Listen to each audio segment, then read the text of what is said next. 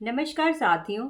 शिव पुराण की कहानियों की श्रृंखला में आज हम जानेंगे नंदी के जन्म की कथा और नंदी का शिव का प्रिय वाहन बनने की कहानी। तो नंदी बचपन से ही उनके मन में सिर्फ एक ही भाव था, शिव ही पिता हैं, शिव ही मित्र हैं, शिव ही सखा हैं, सब कुछ शिव ही है। तो नंदी सिर्फ बैल ही नहीं है, द्वारपाल हैं, सेवक हैं, मित्र हैं और शिव के विश्वस्त साथी ही हैं। नंदी प्रतीक हैं धैर्य के, करुणा के, भक्ति निष्ठा के और गुरु के प्रति उनके समर्पण के।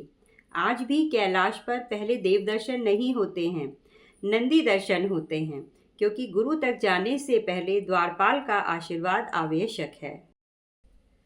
पुराणों में ऐसी कथा मिलती है कि शिलाद नाम के एक मुनि थे। उनके ब्रह्मचारी हो जाने के कारण उनके पितरों ने उनके वंश का नाश होने के कारण इस चिंता से ग्रस्त होकर उनसे प्रार्थना की कि तुमको एक पुत्र होना चाहिए। वैसे तो वो ब्रह्मचारी थे, परंतु अपने पितरों की शिक्षा को पूरी करने के लिए उन्होंने इंद्र की तपस्या की और उनसे पुत्र का एक वरदान मांगा। इंद्र ने प्रसन्न होकर उनको वरदान दिया, परंतु शिलाद मुनि ने उनसे ये वरदान मांगा था कि उन्हें एक दिव्य पुत्र चाहिए जो कि आयु का उसको कोई भय ना हो, मृत्यु का कोई भय ना हो। तो इंद्र ने अपनी असमर्थता जाहिर की और उन्होंने कहा कि मैं ऐसा तो नहीं कर सकता कि आपको एक अमर पुत्र का वरदान दे सकूं। इसके लिए तो आपको शिव की प्रार्थना करनी चाहिए, शिव की तपस्या करनी चाहिए। तब शिलाद मुनि ने शिव को प्रसन्न करने के लिए घोर तप किया, घोर तपस्या की और प्रसन्न होकर शिव ने उन्हें प्रकट होकर वरदान दिया। भगवान शंकर ने शिलाद मुनि को आशीर्वाद दिया कि तुमको एक पुत्र की प्राप्ति होगी और मैं स्वयं तुम्हारे पुत्र के रूप में जन्म लूंगा। एक बार खेत जोतते समय शिलाद मुनि को एक बालक की प्राप्ति हुई जो उनके पुत्र के रूप में, नंदी के रूप में बड़े होने लगे उनके आश्रम में रहकर। धीरे धीरे करके वो बड़े होने लगे और तब शंकर भगवान ने उनको बड़ा होते हुए देख अपने दो मुनियों को भेजा, मित्र और वरुण को, जिन्होंने वहां जाकर भविष्यवाणी की कि ये बालक तो अल्पायु है। जब उस बालक को ये पता चला कि मैं अल्पायु हूँ, तब उन्होंने ये निर्णय किया कि वो वन में जाएंगे और शिव की तपस्या करके उनको प्रसन्न करेंगे।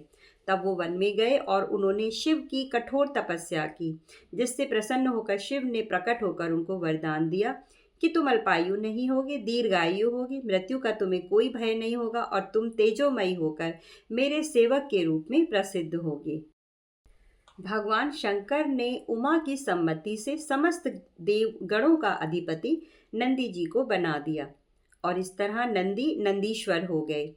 और भगवान शंकर ने ऐसा भी वरदान दिया कि जहाँ पर उनका निवास होगा वहीं पर नंदी का भी निवास होगा और जहाँ नंदी रहेंगे वहाँ शिव भी रहेंगे। तभी से हर मंदिर में शिव की के साथ साथ नंदी की पूजा अर्चना का भी विशेष प्रबंध रहता है। मरुतों की पुत्री सुयशा से नंदी का विवाह हुआ। इस तरह नंदी भगवान शिव के प्रमुख वाहन के रूप में स्थापित हो गए और उनके सबसे बड़े भक्त के रूप में उनको जाना जाने लगा। मित्रों, नंदी का वाहन नंदी पुरुषार्थ अर्थात भक्ति और तप का प्रतीक है। नंदी का संदेश ये भी है कि जिस तरह वैश्य भगवान शिव के वाहन है, उसी तरह हमारा शरीर भी हमारी आत्मा का वाहन है। तो जैसे नंदी की दृष्टि हमेशा शिव की ओर होती है, उसी तरह हमारी दृष्टि भी हमेशा अपनी आत्मा की तरफ ही होनी चाहिए। हमें अपने दोषों को देखना चाहिए, दूसरों के लिए अच्छी भावना विकसित करनी चाहिए। नंदी ये संदेश देते हैं कि जिस तरह शरीर का आत्मा की ओर होने पर हर व्यक्ति चरित्र, आचरण और व्यवहार से पवित्र हो सकता है और इसे ही मन का स्वच्छ होना कह सकते हैं। इस तरह संतुलित मन से ही हर कार्य में सफलता प्राप्त करके मनुष्य अंत में मोक्ष की प्राप्ति करता है।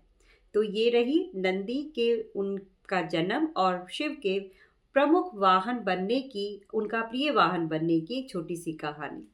आपका दिन शुभ रहे। नमस्कार। ओम नमः शिवाय।